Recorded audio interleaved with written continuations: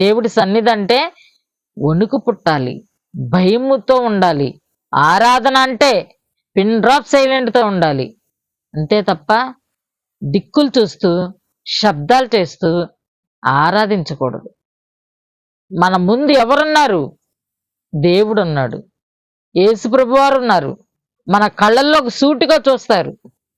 మన దిక్కులు చూస్తే మనల్ని గమనించే ఏకైక ప్రేక్షకుడు దేవుడు. నువ్వు ఆరాధనకు వచ్చింది దేవుడు నీ పట్ల చేసిన మేళ్లను జ్ఞాపకం చేసుకోవడానికి, దేవునికి నువ్వు కృతజ్ఞతాస్తుతులు చెల్లించటానికి, ఆత్మీయ బలులు అర్పించటానికి. దేవుడు నా పట్ల నీ పట్ల చేసిన మేళ్లను, తన కుమారుణ్ణి నా కోసం బలియాగంగా సమర్పించాడు. మరి ఆ యొక్క మరణ పునరుద్ధానాన్ని ఎవరైతే ఆచరించకుండా ఆరాధన మానివేస్తారో అట్టి